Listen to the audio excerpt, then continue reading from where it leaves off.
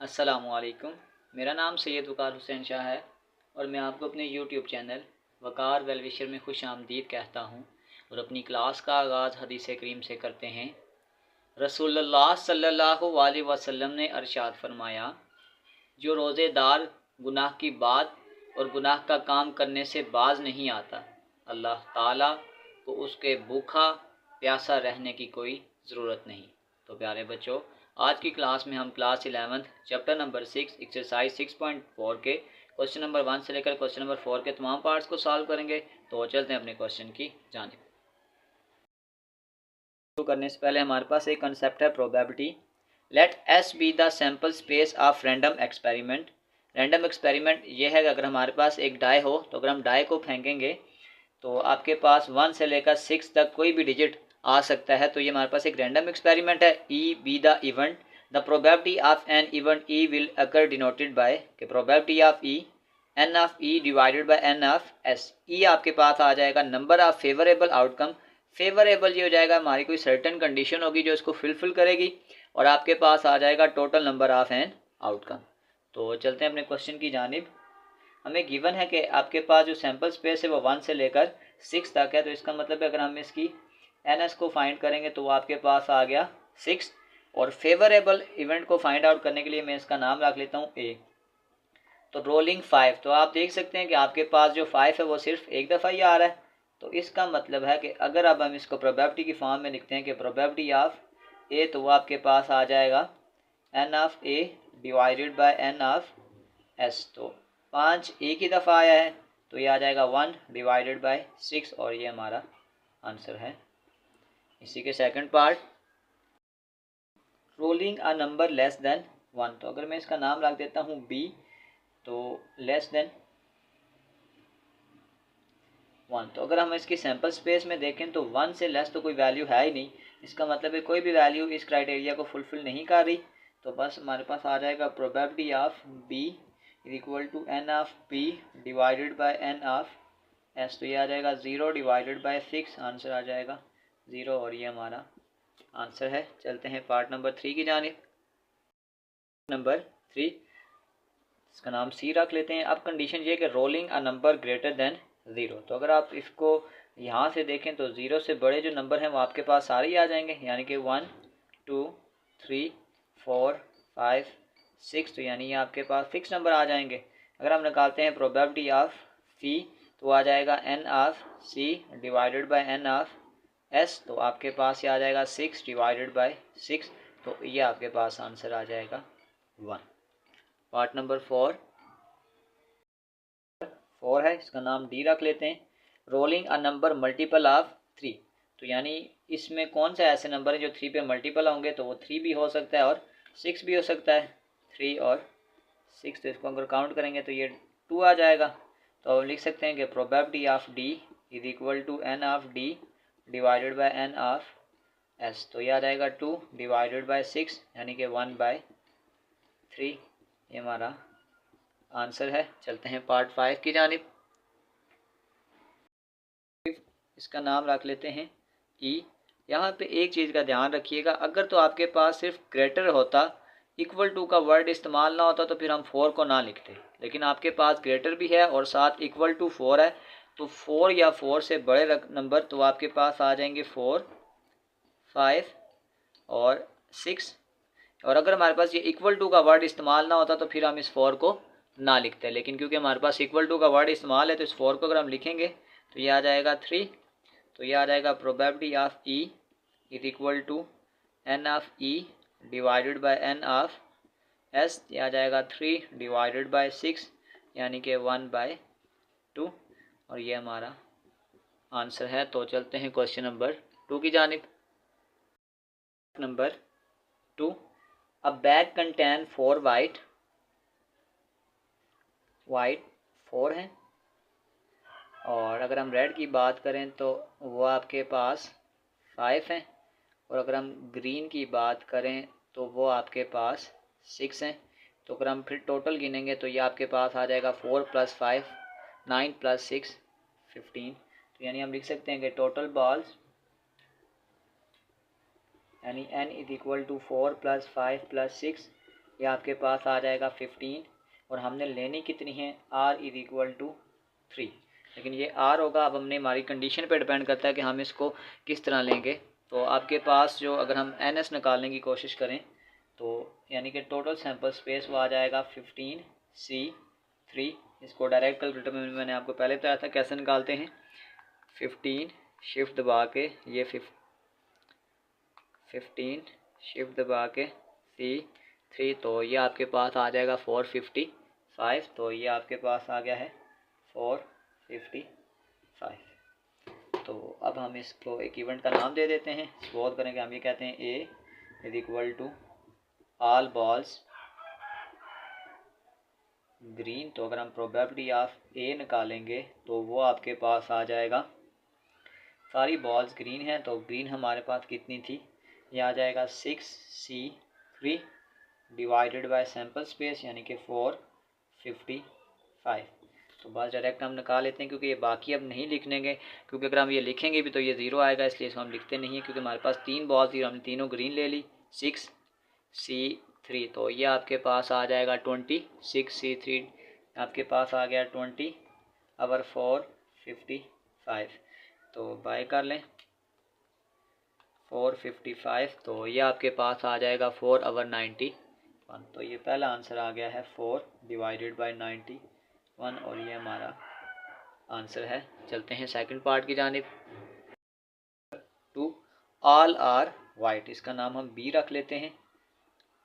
All are white, तो अगर हम प्रोबेबिलिटी ऑफ बी निकालेंगे तो वाइट आपके पास 4 थी तो ये आ जाएगा 4c3 divided by total sample space यानी कि 455।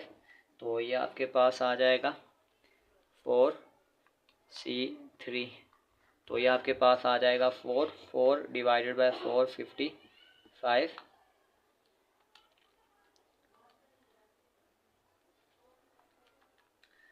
तो ये यही आ जाएगा 455। अगर हम इसको पॉइंट में लिख लें तो ये आपके पास आ जाएगा 8.79 मल्टीप्लाई 10 की पावर -3। इसको फर्दर लिखें तो आ जाएगा 0.00879। तो चलते हैं क्वेश्चन नंबर 3 की जानिब। क्वेश्चन नंबर 3, अ ट्रू और false test contain 8 question. If a student guess the answer for each question find the probability. तो सबसे पहले अगर हम इसका सैंपल स्पेस फाइंड आउट करें तो हमारे पास आ जाएगा NS इज इक्वल टू, देखिए हमारे पास अगर कोई भी क्वेश्चन है तो उसके दो ऑप्शन हैं, या वो ट्रू होगा या वो फॉल्स होगा। तो इसका मतलब ये आपके पास एक क्वेश्चन को आंसर करने के हमारे पास दो ऑप्शन हैं। तो अगर हमारे पास 8 क्वेश्चन होंगे तो 2 मल्टीप्लाई बाय 2 पावर्स 8 हो जाएंगी, यानी 1 2 3 4 5 6 7 8। तो ये आपके पास आ जाएगा 2 पावर 8। तो सबसे पहले अगर हम ये निकालते हैं 2 पावर 8 तो ये आपके पास आ जाएगा 256। तो पहला पार्ट अगर हम यूँ करते हैं हमारे पास कंडीशन ये है कि 8 आंसर्स आर करेक्ट। तो यानी आपके पास पहले क्वेश्चन में हम यूँ लिख देते हैं A is equal to 8 answers are correct. तो अगर हम प्रोबेबिलिटी ऑफ A निकालेंगे तो वो आपके पास आ जाएगा 8C, 8 क्वेश्चन थे और 8 के 8 ठीक हैं, divided by total sample space ये आ जाएगा 256। तो सबसे पहले हम निकालते हैं 8C8, आ जाएगा 8 शिफ्ट दबा के 8C8, तो ये आपके पास आ जाएगा 1। तो इसका मतलब है आपके पास जो पहला आंसर है वो आ जाएगा 1 डिवाइडेड बाय 256 और ये हमारा पहला आंसर है। चलते हैं इसके सेकंड पार्ट की जानिब। Part number B, 7 answers are correct. तो इसका नाम हम रख लेते हैं बी, 7 आंसर्स आर करेक्ट। तो अगर हम निकालते हैं प्रोबेबिलिटी ऑफ बी तो 8 क्वेश्चन थे तो उसमें से 7 ठीक है, तो ये आ जाएगा 8C7 divided by total sample space हमारे पास आ जाएगा 256। तो इसको अगर हम डायरेक्ट करें, इसको दूसरे तरीके से भी सॉल्व किया जा सकता है कम्बिनेशन के फार्मूला से, पर वो मैं मेथड पहले डिस्कस कर चुका हूँ तो मैं इसलिए इसको डायरेक्ट निकालता हूँ। यहाँ आ जाएगा 8C7, तो ये आपके पास आ जाएगा 8, तो आपके पास आ जाएगा 8 डिवाइडेड बाई 256, बस इसका आंसर बाय में निकाल लें, ये आ जाएगा 8 बाई 256, तो ये पास आ जाएगा 1/32, 1/32, और ये हमारा आंसर है। चलते हैं थर्ड पार्ट की जानिब। नंबर सी आपके पास ये है कि 6 answers are correct, 2 are incorrect, तो इसका नाम हम सी रख लेते हैं। तो ये आपके पास आ जाएगा 6 आंसर करेक्ट।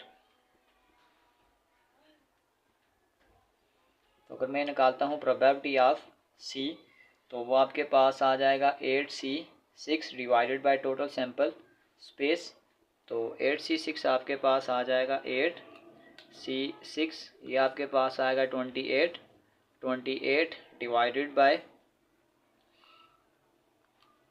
256, ये आपके पास आ जाएगा 7, 7 डिवाइडेड बाय 64, और ये हमारा आंसर है। चलते हैं पार्ट डी की जानिब। पार्ट नंबर डी, इसमें आपके पास कंडीशन यह है कि at least 6 answers are correct. तो एटलीस्ट का मतलब होता है कम से कम, तो इसका मतलब 6 भी हो सकते हैं, 7 भी हो सकते हैं और 8 भी हो सकते हैं। उसने कहा है कम से कम, तो इसका मतलब है अगर मैं निकालता हूँ probability of D, probability of D, तो वो आपके पास कुछ यूँ आएगा कि 8C6 plus 8C7 plus 8C8 divided by total sample space आपके पास था 256। तो बस इसको कैलकुलेटर पे निकाल लेते हैं। ये आपके पास आ जाएगा 8C6, पहला आंसर आपके पास है 28, दूसरा आपके पास आ जाएगा 8C7, ये आपके पास आ जाएगा 8, और फिर आपके पास आ जाएगा 8C8, तो ये आ जाएगा 1 डिवाइडेड बाय 256, तो ये आपके पास आ जाएगा 28 प्लस 9 37 डिवाइडेड बाय 256, तो ये आपके पास आ जाएगा 256। तो ये यही आंसर है। इसको अगर हम पॉइंट में लिखेंगे तो फिर ये आ जाएगा 0.1445, और ये हमारा आंसर है। चलते हैं क्वेश्चन नंबर 4 की जानिब। Question number 4, 3 unbiased coin are toss. तो सबसे पहले मैं इसकी आपको ट्री डायग्राम से समझाता हूँ, आपके पास ज़्यादा इजी है। कॉइन 1, कॉइन 2 और कॉइन 3। तो अगर मैं इसके तमाम आउटकम्स निकालना चाहूँ तो इसका तरीकाकार ये होगा। फॉर एग्जांपल हमारे पास ये पहला कॉइन है, तो पहले कॉइन में आपके पास देखें 2 ऑप्शन हो सकते हैं। ये आपके पास आएगा हेड, ये आपके पास आएगा टेल। जब यहाँ से आगे हम फर्दर जाएंगे तो नेक्स्ट कॉइन के भी आपके पास 2 ऑप्शन हो जाएंगे, एक आ जाएगा हेड, एक आ जाएगा टेल, एक आ जाएगा हेड, एक आ जाएगा टेल। जब हम फर्दर थर्ड कॉइन पे जाएंगे तो इसके फर्दर आपके पास 2 ऑप्शन हो जाएंगे, head tail, head tell, head tell, और हेड और टेल। तो अगर हम ऑल सैंपल स्पेस निकालने की कोशिश करेंगे तो ये आपके पास आ जाएगा एच एच एच, फिर ये आपके पास आ जाएगा H H T, H T H, फिर एच टी टी, फिर आपके पास आ जाएगा T H H, T H H, T H T, tail head tail, फिर आ जाएगा tail tail head, T T H, फिर ये आपके पास आ जाएगा टी टी टी। यानी अगर मैं एन एस यानी कि सैंपल स्पेस लिखने की कोशिश करता हूँ तो वो आपके पास कुछ यूँ आ जाएगा।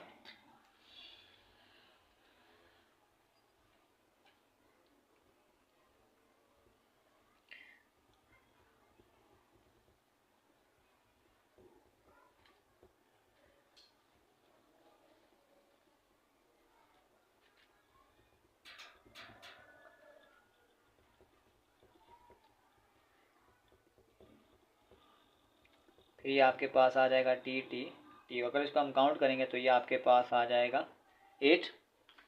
अब हमारे पास पहला क्वेश्चन ये था कि ऑल हेड्स, तो सपोज करें इसका नाम ए रख लेते हैं। ऑल हेड्स, तो अगर हम ऑल हेड्स देखें तो आपके पास एक ही सैंपल होगा, तो ये आपके पास आ गया 1। तो ये आ जाएगा probability of A is equal to N of A divided by N of S. तो ये आपके पास आ जाएगा 1 डिवाइडेड बाय 8। ये हमारा पहला आंसर है। सेकंड पार्ट इसका नाम बी रख लेते हैं। 2 हेड्स, तो अगर आप देखें तो 2 हेड्स कहाँ कहाँ पे आ रहे हैं, ये देखें एच एच टी, फिर एक आपके पास ये आ जाएगा एच टी एच, और फिर आपके पास ये आ जाएगा टी एच एच, और इसको अगर हम काउंट करेंगे तो 3 आ जाएगा। तो probability of B is equal to N of B divided by N of S. तो ये आपके पास आ जाएगा 3 डिवाइडेड बाय 8, और ये हमारा आंसर है। चलते हैं इसी के थर्ड पार्ट की जानिब। थर्ड पार्ट है, इसका नाम सी रख लेते हैं। 1 हेड, तो अगर मैं इसको लिखूँगा जिसमें एक हेड आता हो तो ये आपके पास आ जाएगा एच टी टी, फिर आ जाएगा टी एच टी, फिर आ जाएगा टी टी एच। तो इसको काउंट करेंगे यह भी आपके पास 3 आ जाएंगे। तो आ जाएगा probability of C is equal to N of C divided by N of S. तो ये आपके पास आ जाएगा 3 डिवाइडेड बाय 8, और ये हमारा आंसर है। फोर्थ पार्ट नंबर 4, इसका नाम डी रख लेते हैं, और कंडीशन ये है कि at least 1 head, at least 1 head. At least का मतलब होता है कम से कम, तो अगर हम यहाँ पे ज़्यादा भी रखना चाहें तो रख सकते हैं, तो 3 भी आ सकते हैं। ये आ जाएगा एच एच एच टी, फिर ये आ जाएगा एच टी एच, यानी एक का होना लाजमी है, ज़्यादा भी हो सकते हैं। ये आ जाएगा एच टी टी, फिर ये आ जाएगा टी एच एच, फिर आ जाएगा T H T T T H. Last वाला नहीं आएगा क्योंकि इसमें कोई भी हेड नहीं है। तो इसका मतलब अगर हम इसको काउंट करेंगे तो ये आपके पास आ जाएंगे 7।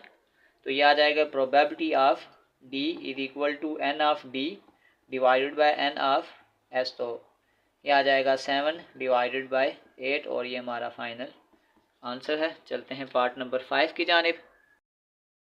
5 डी, तो ये एफ हो जाएगा, एटलीस्ट कम से कम 2 हेड हों।